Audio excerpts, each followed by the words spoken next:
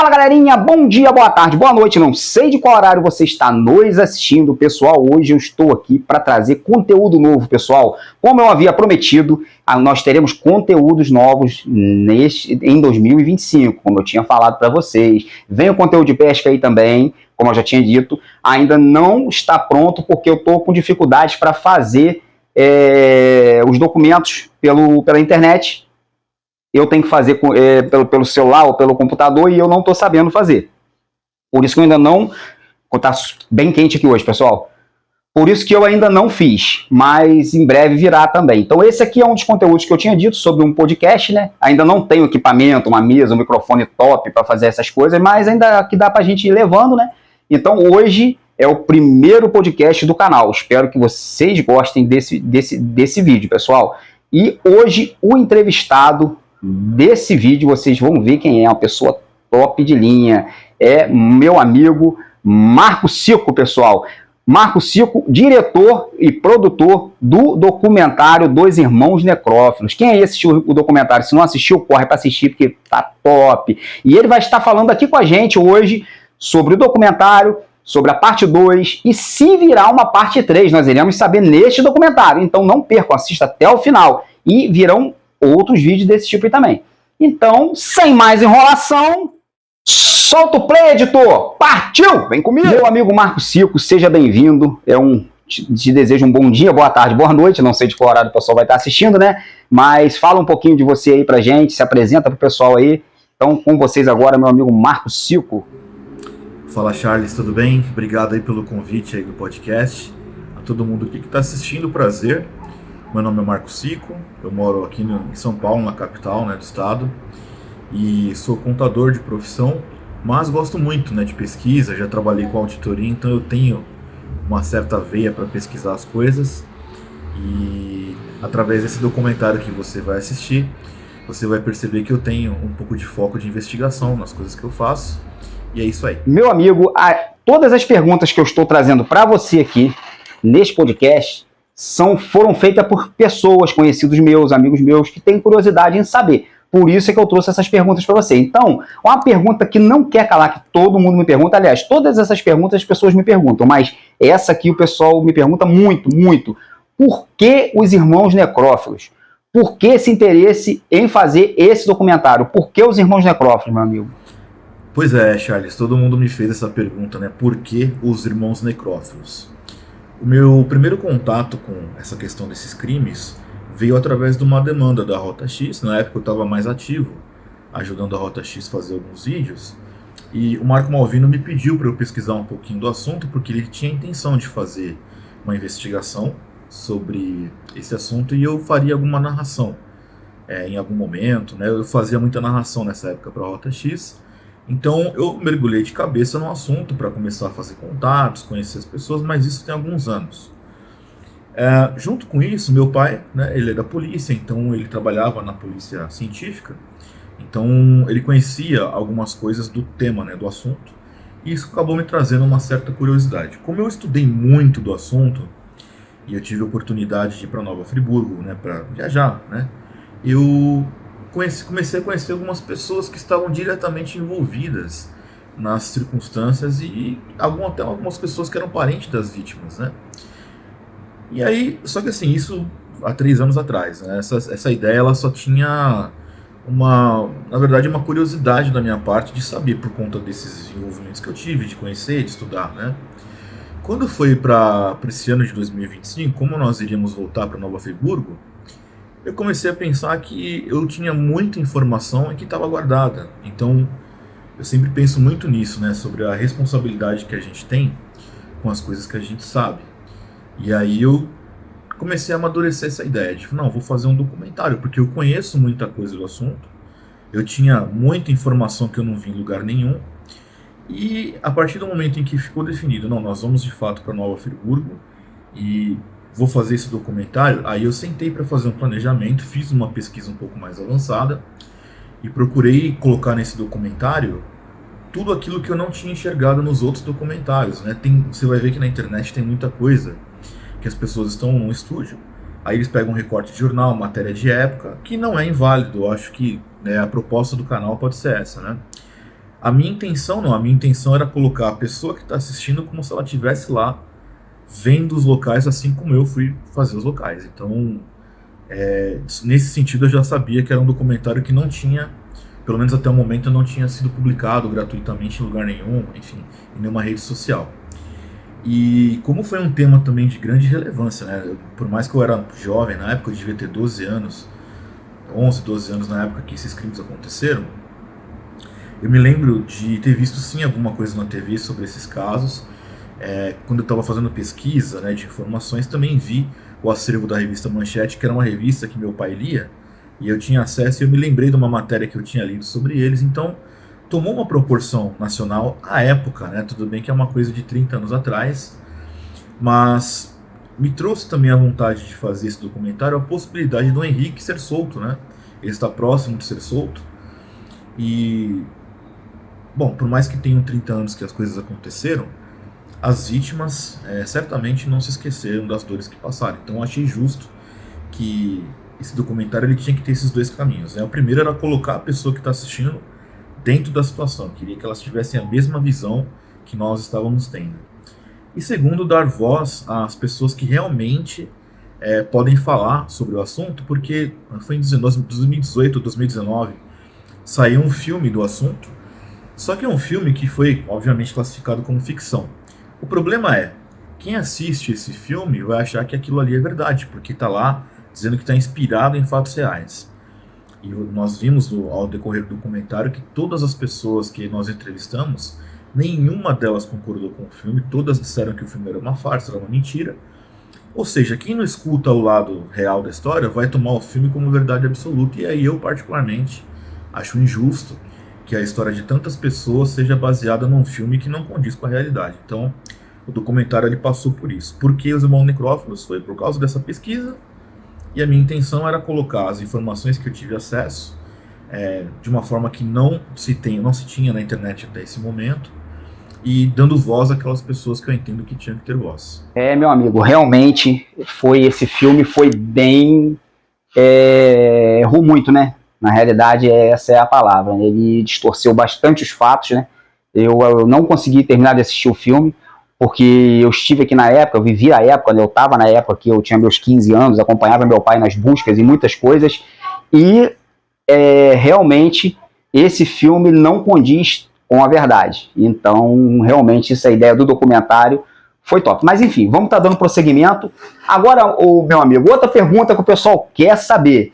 Como foi estar presente nos locais onde aconteceram os crimes, onde aconteceram todas as coisas que aconteceram? Eu não posso estar falando certas palavras aqui no YouTube, então eu tenho que dar meu jeito para falar, né? Porque senão o YouTube, né, não aceita. Mas onde aconteceram toda essa tragédia, essa coisa absurda, né, que aconteceu, os locais onde eles andavam, os locais onde eles se escondiam, as casas que ele fez, as barbaridades que ele fez. Como foi estar nesse lugar? Como foi ver as matas onde ele cortava, como eu te mostrei, aquela mata que ele cortava por trás da pedra? Como foi isso, meu amigo? Passa pra gente um pouquinho disso aí.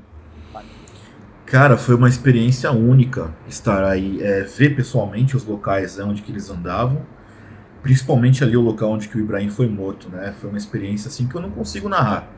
Até eu disse isso no documentário. Nem que eu falasse por horas e filmasse tudo daria a dimensão do que é estar naquele local. E eu acho válido, porque toda vez que você vai num local ver uma tragédia que aconteceu, um crime que aconteceu, você se dá conta de que aquilo é uma verdade, né?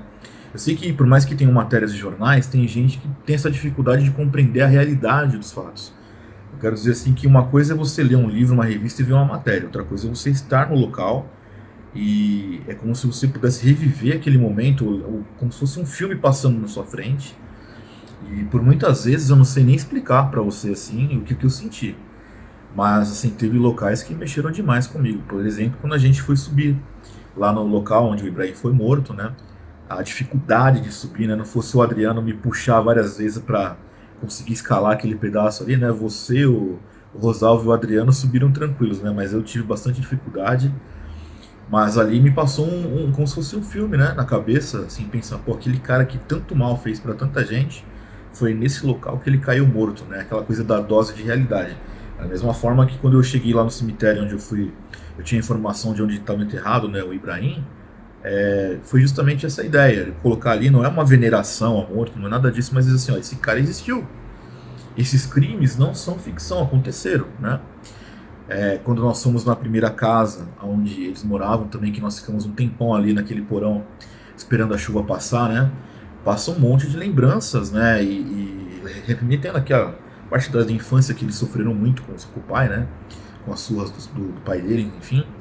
Mas ela, sem dúvida, é uma experiência que não dá para narrar. Não consigo, como eu já disse, encontrar palavras suficientes que possam me dizer, que possam esclarecer o que foi estar ali. Eu não conseguia, eu consegui sentir, né? E assim, quando a gente sente essas coisas, é muito difícil às vezes a gente explanar e, enfim, dar a intenção real do que a gente sentiu. Mas foi uma experiência única. Creio que muitas pessoas queriam ter essa oportunidade, então eu me sinto muito privilegiado de conhecer pessoas que conhecem a localidade, que vocês me ajudaram a chegar nesses locais, mas eu me sinto extremamente privilegiado de ter vivido essa experiência, de ter ido até lá e ver tudo que nós vimos. Realmente foi bem difícil a gente subir aquele local lá onde, né, aconteceu, né, onde ele perdeu a vida dele, né? Porque o morro é bem difícil. Eu tô acostumado, como eu tô acostumado a andar em mata, né? Para mim já é uma coisa que eu já faço normalmente. O Adriano também, o Adriano tem bastante força. Graças a Deus, assim, ele estava lá disponível para estar ajudando a gente, né? E foi bem legal isso. Esse dia foi bem interessante, foi bem proveitoso. E foi uma coisa assim, uma equipe que eu achei que se uniu bastante, né? Para trabalhar. Todos que estavam ali reunidos, como você fez aquela reunião, aquela hora, aquele momento, conversou com a gente, passou todas as informações, né? Como você fez o planejamento, né? A equipe eu acho que estava bem unida, acho que foi bem interessante aquilo ali, bem legal. Então, meu amigo, vamos falar agora sobre a parte 1, realmente privilegiado, porque conseguiu ver os locais, ir nos locais, muito interessante, né? Isso, né? E você estava lá em campo o tempo inteiro, né? Buscando, participando, vendo cada detalhe. Por isso que esse documentário tem sido muito top. Porque você estava lá, né, o tempo todo para auxiliar e fazer bem feitinho o seu trabalho, né? Mas deixa eu te fazer uma pergunta. E a parte 1 do documentário? Como foi gravar? Como é que foram as gravações? Como foi isso tudo? Conta pra gente aí. Então, a gravação da parte 1, eu vou dizer pra você que foi um dia muito bom pra mim. Por quê? Foi um dia extremamente cansativo, né?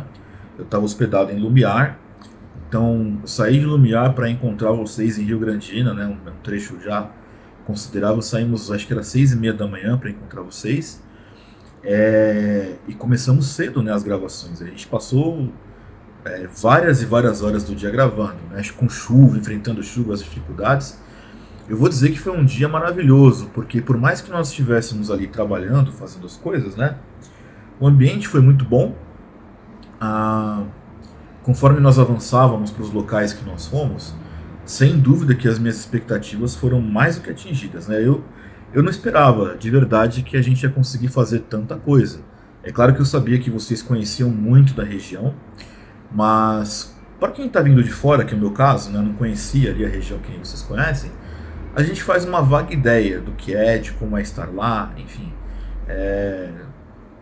Assim, é muito diferente de quando você vivencia a experiência. Então, sem dúvida que essa gravação, né, ela superou demais as minhas expectativas. Eu acho que o documentário também mostra bastante isso. Por exemplo, acho que a gente foi parar às 9 horas da noite, né, depois que nós saímos lá do Seu Nilvo, né, no sítio do Manuel do Queijo. A gente foi parar por volta de 9h30 da noite, ainda batendo um papo. Fui chegar na pousada perto da meia-noite. Eu estava extremamente cansado, assim, fisicamente, mas eu estava muito bem mentalmente. Por quê? Porque quando eu vi o tanto de coisa que nós fizemos, me deu uma alegria absurda. Eu acredito que, sendo assim bem sincero, tá? Não estou dizendo isso aqui por soberba, né? Não preciso disso. Mas eu acredito que nem às vezes assim um projeto profissional, que eu digo de pessoas que vivem de fazer documentários, teriam atingido um objetivo tão grande como nós conseguimos. Lembrando, né, que esse documentário ele é 100% independente. Não tem uma grande empresa patrocinando a gente, né? Quem patrocinou foi eu, com o meu bolso, com as minhas despesas, né? E tive a ajuda de amigos, mas foram amigos assim, que é o Marco, eu vou te ajudar, tal, para pós-produção. Né? Não tem envolvimento de nenhuma empresa que está nos ajudando, né? São amigos que gostam de mim. Pô, Marcão, você fez um trabalho legal, eu vou te dar uma força para ajudar a cobrir as despesas. Quando eu vi o que nós produzimos, o tanto de informação que nós colhemos, eu fiquei extremamente feliz. Superou demais as expectativas. Meu amigo, realmente foi bem proveitoso, realmente foi bem produtivo. Eu também não esperava que alcançássemos tantas entrevistas e fosse tão produtivo assim, né? Realmente foi bem legal fazer essa parte 1, eu gostei muito. Mas agora a pergunta que não quer calar, né? O que esperar da parte 2? Pessoal, a parte 2 vem aí, vem a parte 2 aí. O que esperar dessa parte 2? Fala pra gente aí. Sim, nós certamente teremos a parte 2. Eu terminei de fazer a revisão da edição da parte 2 ontem. E aí sempre tem, né, alguns pequenos ajustes que o pessoal da pós-produção tem que fazer. Então nesse momento está terminando esses ajustes. Eu tenho a previsão de daqui mais uns 2 ou 3 dias receber a versão final após minha revisão, para poder dizer, pô, essa aqui é a versão final e essa é a versão que nós vamos subir para o YouTube, né? Eu não ia fazer, tá? Inicialmente, esse projeto ele era para ser um documentário de uma vez só. Só que a primeira parte que a gente dividiu deu 1h30 de documentário. A segunda parte deu 1h26, ou seja, aí nós já teríamos quase 3 horas só de documentário. Seria um filme, seria um tanto quanto cansativo, embora o tema seja relevante, seria bastante cansativo. Eu não queria fazer uma coisa desse tamanho que estimulasse as pessoas a não assistir o que a gente fez, né? Então, em algum momento conversando com o time de pós-produção, nós decidimos fazer parte 1, parte 2. E então vamos ter sim a parte 2, vai ser bem, bem interessante. E é isso, a parte 2 vem aí e logo mais vocês vão ter mais informações dela. Estamos no aguardo para essa parte 2, meu amigo. Estamos no aguardo. E o que esperar dessa parte 2? O que nós podemos esperar dessa parte 2? Vai ser mais emocionante? O que nós podemos saber, assim, de antemão, né? Um chorinho pra gente aí. O que a gente pode esperar dessa parte 2, né? Que vai ser bem top esse documentário, eu já sei, eu já tô sabendo, que eu já vi a primeira parte, ó, ficou top, foi incrível participar, foi maravilhoso, então tô ansioso para ver essa parte 2, porque eu sei que aí tem uma entrevista especial e que eu quero ver essa entrevista. Olha, da parte 2, o que nós podemos esperar? A parte 2, ela tem uma... Eu procurei, assim, acho que ficou bem legal a divisão que foi feita, né? Nós fomos até a cachoeira ali do Ralabunda. Você, o Rosalvo e o Adriano conseguiram ali atravessar o rio e vocês foram até uma caverna onde o Ibrahim e o Henrique se escondiam, né? Achei muito bacana essa captação de imagens, ficou muito legal. Nós conseguimos também bater um papo muito bom com o seu Nilvo, lá do sítio do Manuel do Queijo. Mas o que eu considero ali a cereja do bolo mesmo da parte 2 é a entrevista com o seu César. Eu me lembro que quando eu estava indo para Nova Friburgo, né, para buscar essas entrevistas, fazer os contatos, eu não sei de onde que eu vi que a primeira informação que eu tive é que o seu César já tinha falecido, né? E quando a gente conversou pessoalmente, né, a Adriana falou, não, ele está vivo, fizemos todo aquele contato e conseguimos chegar no seu César. É alguém que foi procurado por diversas mídias, por televisões de canal aberto, e ele sempre, né, ele nunca quis dar entrevista assim muito extensa, né? E nós captamos aí 1h10 de entrevista com ele, então para mim foi a entrevista mais relevante da parte 2, não desmerecendo, né, as outras de jeito nenhum, mas a riqueza de detalhes que o seu César trouxe, né, para mim foi uma entrevista um tanto quanto emotiva, porque algumas perguntas que eu fiz, assim, que eu percebi que ele, né, teve que pensar para responder, deu aquela atenção, né, para você ter uma noção. A gente estava gravando essas entrevistas, a gente fez uma pausa para tomar um café. O seu César super atencioso, super humilde, foi lá pegar o café pra gente. Eu até respirei fundo assim, até meus olhos ficaram marejados. Tamanha era aquela questão emocional que a gente estava, né? E eu não queria chorar no meio da entrevista, não é isso, mas era uma coisa assim que para mim significava muito ouvir de alguém que esteve perto da situação que culminou com a morte do Ibrahim. Então foi muito relevante. E a gente precisa da voz, né? A colaboração que o seu César fez para esses crimes fossem interrompidos, que essa série de crimes cessasse, não tem preço, né? E eu sinceramente achei que ele poderia ter sido muito mais valorizado por tudo que ele fez. Isso é uma insatisfação dele também, ele fala isso. Então, dar voz ao seu César me deixou muito satisfeito, fiquei muito, muito feliz mesmo. E, enfim, todo o esforço, né, todo o sacrifício que nós fizemos para chegar nesse resultado valeu muito a pena. Verdade, meu amigo, verdade. Eu estou justamente esperando essa entrevista, porque eu ainda não vi, eu quero ver muito essa parte do César, né? Do César falando, eu acho que, na minha opinião, eu sempre falei isso, não sei como o César ainda não apareceu, não tinha aparecido em nenhum documentário ainda, né? Porque, na minha opinião, acredito que na opinião de muitas pessoas da época, o César, para mim, é um grande herói. Considero ele um herói, né? Porque foi um cara que saiu do conforto da casa dele, né? Para estar tentando salvar vidas, porque o que ele estava fazendo era salvar vidas. Porque no momento que ele estava lá, saindo do conforto da casa dele, procurando, ensinando a polícia, fazendo a parte dele, coisas que dificilmente uma pessoa faria. Então, para mim, na minha opinião, o César, independente de tudo, ele é, para mim, um grande herói dessa jornada que aconteceu, né? Então, agora podemos contar com uma parte 3, meu amigo? É aí que vem o grande lema. Eu quero saber, terá uma parte 3? Esse documentário top terá uma parte 3? Fala pra gente aí. Se nós podemos contar com uma terceira parte, podemos. A gente já está planejando. Primeiro que eu não sabia que o documentário ia tomar essa proporção que tomou, né? O meu canal no YouTube ele é pequeno, mas o vídeo teve aí na primeira semana mais de 7 mil visualizações, assim, e chegou em muita gente porque eu recebi muita mensagem, né? Junto com isso, eu avancei algumas pesquisas, mas assim, pesquisei, não estava no primeiro momento pensando em fazer uma terceira parte. Mas com as pesquisas e os contatos que a gente acabou realizando, certamente vamos fazer sim uma terceira parte, que, claro, vai demorar um pouco mais para sair, porque não está gravado, tá, pessoal? A gente ainda vai começar a planejar a gravação, mas dando tudo certo, vem coisas boas por aí e eu pretendo muito que dê tudo certo. Com certeza já deu tudo certo, meu amigo. O seu trabalho é muito bom.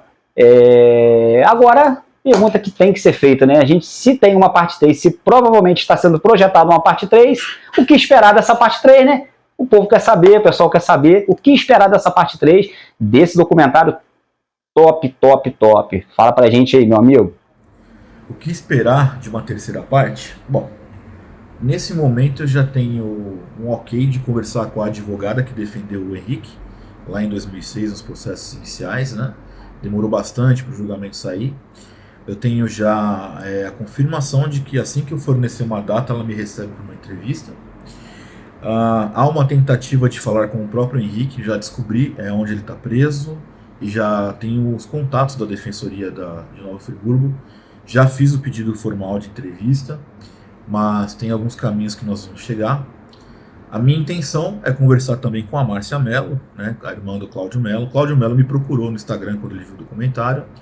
Eu gostaria muito de ouvir o depoimento dela, porque ela é aquela moça que estava armada dentro de casa quando o Ibrahim estava tentando invadir a casa, e ela atirou na porta e ele fugiu. Então ela quase foi atacada por ele. Nós, quando fomos para a Janela das Andorinhas, né, gravando essa parte 1 e parte 2, eu tentei encontrá-la, mas ela já não morava mais na Janela das Andorinhas, e agora eu tenho o contato do irmão dela que vai nos ajudar a fazer essa ponte. E também tenho a intenção, né, de falar com a Márcia, a irmã do Henrique. Por mais que ela tenha sido a primeira vítima deles, né, eu sei que é uma situação um tanto quanto dolorida, mas eu gostaria muito de falar com ela, né, ouvir o que ela tem a dizer. E tem mais algumas surpresas, né? Então eu já dei aí uns 4 spoilers mais ou menos, né? Quer dizer, a gente vai tentar fazer tudo isso, tá, pessoal? Então o que tenho de aprovado nesse momento é a entrevista com a advogada, né, que defendeu o Henrique. Temos em curso a tentativa do agendamento de uma entrevista com o Henrique, a posição da Márcia Mello e tentar falar com a Márcia Oliveira. E vamos ver mais alguma surpresa por aí. Mas a gente está planejando. Da mesma forma que vocês vão assistir a parte 1 e a parte 2, o mesmo nível e procura de informação eu estou fazendo para a parte 3. Então a ideia permanece. A gente quer dar voz às pessoas, quero colocar vocês dentro da situação, quem estiver assistindo, para poder viver essa experiência junto com a gente, tá? Então vamos esperar, é isso que a gente tem planejado até esse momento para a parte 3. Com certeza, meu amigo. Realmente, nessa primeira parte do documentário, a gente já viveu essa experiência que você está falando aí, né? De estar dentro, de estar visualizando, de estar sentindo, né? É uma coisa assim bem interessante esse documentário, porque ele faz isso, né? Ele chama a atenção da gente para essa isso que você falou aí, parece que a gente está dentro ali, acompanhando, né? Mas, então, agora vamos estar esperando essa parte 3, né? Ansioso já para ver, né? Para ajudar, para participar também, né? Para estar junto com você aí nessa jornada. E espero que venha outros documentários desse tipo, né? Que a gente já tinha conversado sobre isso, né? Espero que venha outros aí. Em uma outra entrevista você vai estar falando de outros documentários também, que a gente já conversou mais ou menos, a gente sabe mais ou menos, né? E vem surpresa boa aí, pessoal. Só surpresa boa. Então, agora meu amigo Cico vai estar aí despedindo de vocês, né? Falando um pouquinho com vocês.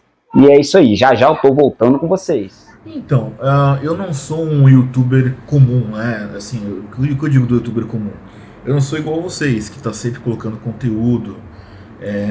Até porque, como eu faço bastante questão de pesquisa, de busca, de contato, né?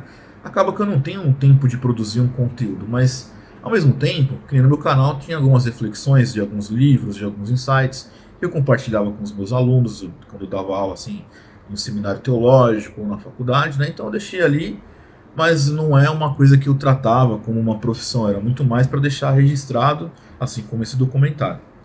Bom, a minha intenção, qual é? Né? A minha intenção é acabar essa série dos irmãos necrófilos.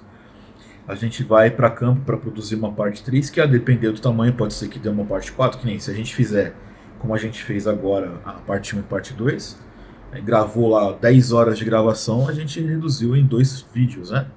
A minha intenção é produzir esse conteúdo, então, e a gente tem alguns casos para estudar após esses dos irmãos necrófilos. A gente está olhando para a região ali de Cantagalo, até porque eu gostaria muito que todos vocês participassem, né? O Charles, o Adriano, né? A Adriana, né? O Rosalvo, meus amigos. Queria muito que vocês fizessem mais um projeto comigo, então eu tenho olhado para um caso específico lá de Cantagalo, mas é isso, né? Não tenho, vou dizer para vocês que vai sair vídeo toda semana, que não é meu perfil, mas eu prefiro, assim, eu gosto muito de fazer a produção, então assim que a gente consegue um material de qualidade, edita, aí eu disponibilizo, que é o que está acontecendo agora com esse documentário dos irmãos necrófilos, né? Eu gostaria de, obviamente, sempre seguir essa linha. Então a gente sabe que vamos estudar um crime qualquer que seja, a primeira conexão que eu quero fazer é com gente que estava envolvida na situação, ponto. Porque senão, com todo respeito a quem produz esse tipo de conteúdo, a gente vai encontrar mais do mesmo. Se você jogar no Google aí, na plataforma do YouTube, Irmãos Necrófilos, você vai ver um monte de vídeo, mas você não vai ver vídeos como esse que eu fiz, com todo respeito, e não digo isso por soberba. Você não vai, o que eu quero dizer, você não vai encontrar um vídeo de pessoas que vão até o campo mostrar tudo isso e faz essa sequência. O que mais você vai poder encontrar são pessoas que estão no estúdio e te contam a história, até com uma certa riqueza de detalhes, que eu também não desvalorizo isso, tá? Mas eu penso o seguinte, já tem bastante gente fazendo isso. Eu não gostaria de fazer isso. Eu acho que o meu perfil é outro. O meu perfil é de ir no local, é de ver, de entender, de ouvir, de fazer sentido e tentar reproduzir isso para vocês. Então, seja lá qual é o crime que a gente vai fazer no próximo documentário, né? Ou o caso que a gente vai tratar, eu vou me esforçar para ser no mesmo padrão que está tendo esse documentário dos irmãos necrófilos. É ir até o local, escutar a pessoa que estava envolvida, filmar onde que aconteceram os casos, aqui, foi ali, esse mesmo padrão. As minhas inspirações, né, sempre foram o Goulart de Andrade, quem é mais assim idoso que nem eu, né, deve conhecer o nome. Gosto muito da apresentação que o Ed da Rota X faz também. Acho que ele é um cara que conhece muito, que explica muito bem, então eu procuro ter essas referências, né? Então é o que eu quero fazer. Eu quero oferecer de novo, né, a quem está assistindo uma imersão no conteúdo. E para que você compreenda alguns fatos, foi até o que aconteceu com a gente aí nos documentários, a gente só vai ter a real dimensão quando a gente vê o tamanho do que eram os desafios, os esconderijos, os problemas, enfim. Então para mim é isso. Então o que esperar? O que eu espero é que vocês tenham paciência aí, né, para sair um novo vídeo, porque esse tipo de produção leva tempo, né? Mas eu prometo sempre que quando sair alguma coisa vai sair com boa qualidade. Isso aí vocês podem ter certeza. Então, meu amigo, eu que agradeço por você ter participado, né, ter me dado essa força aí. Peço até desculpa aos inscritos, porque é o primeiro que eu estou fazendo, com certeza terão falhas, né? a gente não é perfeito, de tudo que a gente começa, né, a gente erra, né, muito, né, tem que comprar, usando esse microfonezinho aqui, futuramente quero comprar botar uma mesa maneira aqui, botar uns microfones top, eu já tinha conversado com meus amigos, né, e a gente vai estar fazendo aí, não será uma coisa que será constante, porque o meu canal é de aventura, né, mas virá sempre assim, vou botar um podcast por semana, mais ou menos nessa linha aí, e os vídeos de pesca e também os vídeos de casa abandonada e de aventura, como sempre foram, nada vai mudar nesse sentido, só vai acrescentar trazendo os conteúdos novos. Então, pessoal, esse foi o vídeo de hoje, espero que vocês tenham gostado. Se gostaram, deixa aquele like, compartilha, comenta, compartilha com o titio, com a titia. Lembre-se, eu sempre respondo o comentário de todos, às vezes eu demoro para responder por consequência do meu trabalho, às vezes eu chego muito tarde, levanto muito cedo, são muitos comentários para me responder até muito tarde, fica ruim. Então eu prefiro deixar juntar e responder, às vezes no final de semana, às vezes numa segunda-feira, que é mais tranquilo para mim, ou numa terça, mas eu sempre vou responder a todos os comentários. Então fiquem todos com Deus e até o próximo vídeo. Valeu!